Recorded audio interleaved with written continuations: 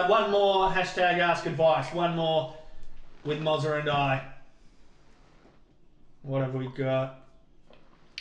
Oh, that's quite deep. Okay, that's quite good. Yeah, let's smash this one out. All right. Because there's a time when you said on one of the last shows, don't live under a shame cloud. If you've got something you want to talk about that's quite deep, then you can. Yeah. Should you stop doing something you love because it's bad for you? Ooh. Absent of reason. Thank you for your question in hashtag ask advice. Should you stop doing something you love because it's bad for you? Wow. It's deep. It's deep. It's good. It's good. Oh, look, I'm going to say if you think it's bad for you, then yes, you should. If it's just other people telling you it's bad for you, then maybe that's a whole other thing. Because are people just trying to make you feel bad about something that, you know, if you're out having 3 beers on a Friday night and someone's trying to tell you you're an alcoholic, they've probably got their own agenda going on there for getting inside your head. But if you're doing something and you know it's bad, then you're going to have to disconnect if you don't, you know. Yeah.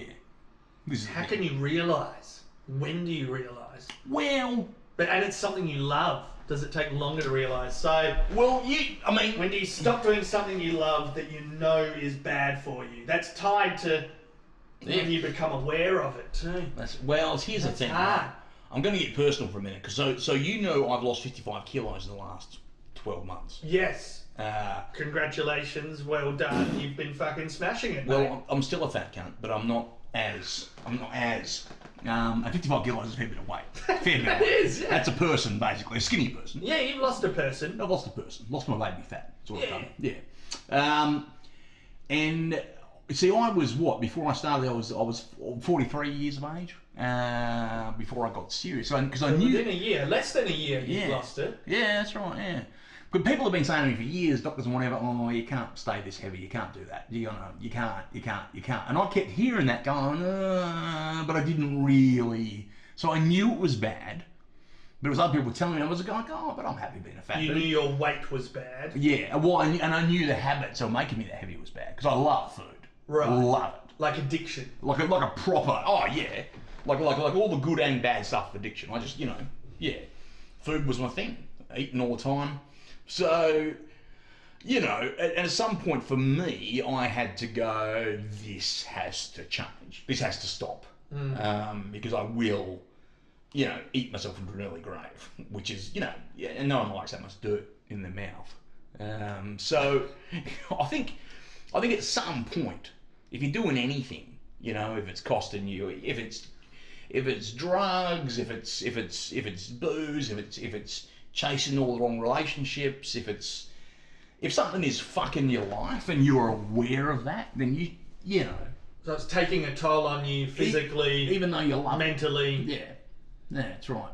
And there's a point where you got to become aware of that. Yeah. What was it for you?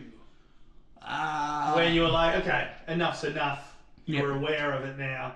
Yep. I'm gonna.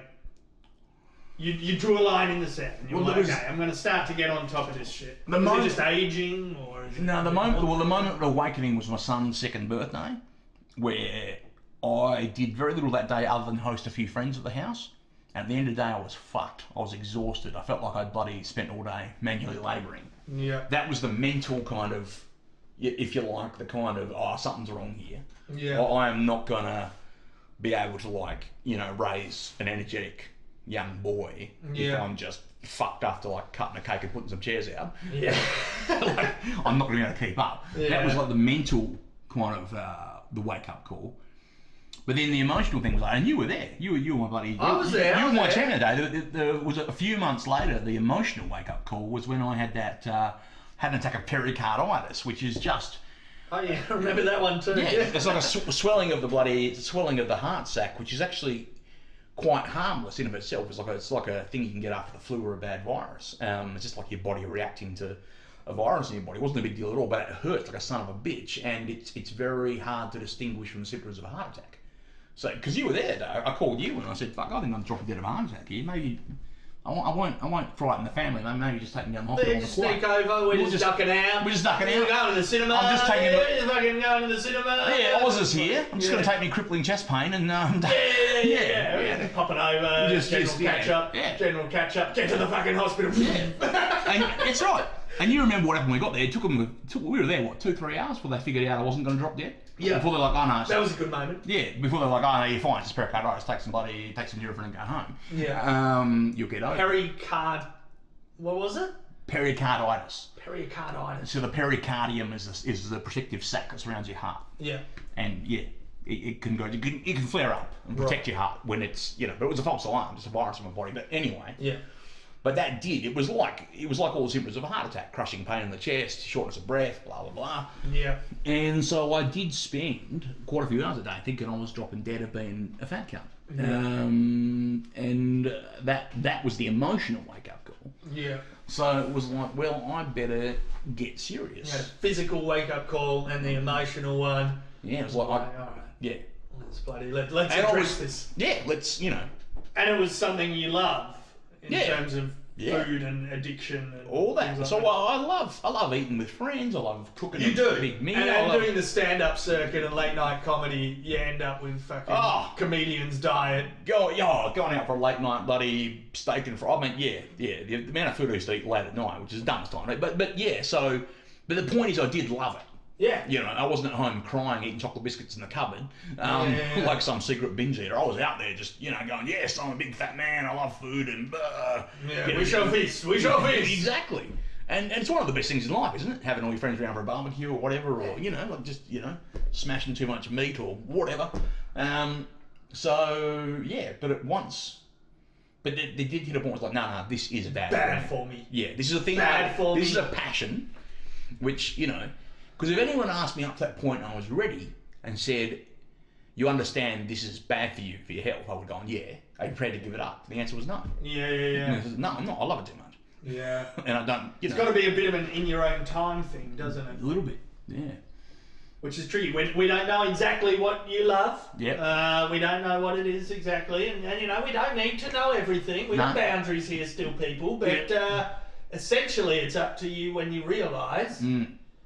And when you know for sure that it's doing some damage and it's making you feel bad, physically, emotionally. It might be hurting a relationship. Might be hurting a relationship. Might be hurting your bank balance. Might be the relationship itself. I mean, we don't know. We don't know. But if you really know and you feel that it's fucking making you...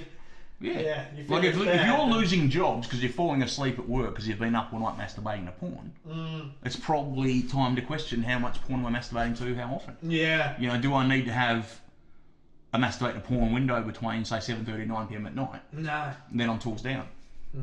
Yeah. Because, anything, because you might love it.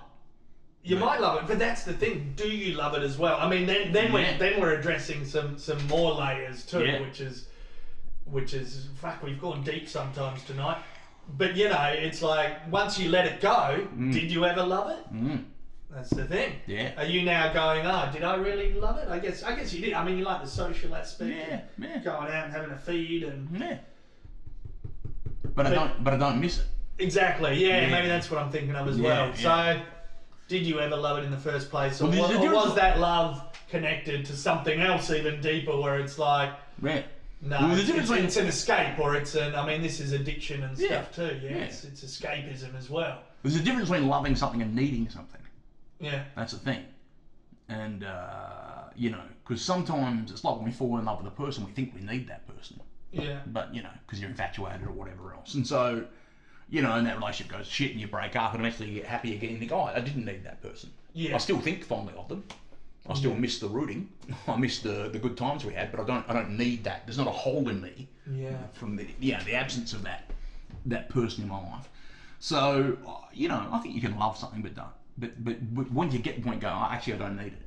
Yeah. And I think there's a real kind of liberation in that.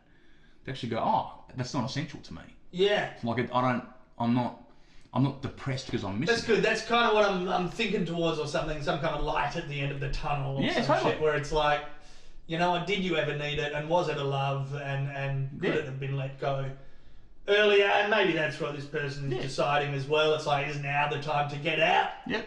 You know, you don't need to hit a fucking rock bottom. No. It's like, okay, you know it's bad for you. Yeah. And then, fucking it's got to end up being something real simple, what they love. They're just sucking their thumb. Getting teased about it at uni. Yo-yos. Yeah. Pokemon Go cards. Yeah, I just love them. I love them, Ozzy Man and Mozza. Yeah. I can't let it go. Don't want to let it go. Don't want to let it go. Yeah. Fucking Fortnite. It's probably Fortnite. Could be Fortnite. On Twitch, You got a Fortnite addiction, don't you? Fortnite is the crack cocaine of video games at the moment. It is. Yeah.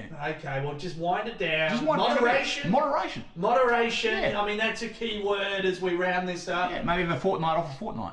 Just, A fortnight off the fortnight. Yep. You can hashtag that. Yeah, totally. That could go trending. Yep. Yeah, fucking hell. Yeah. Moderation. Yeah. And did you wind down with moderation a bit as well with your No, I went hardcore. eating? You went hardcore. Yeah. You went full diet, essentially, wasn't it? And diet and starting to get out more and exercise and shit. All that, yeah.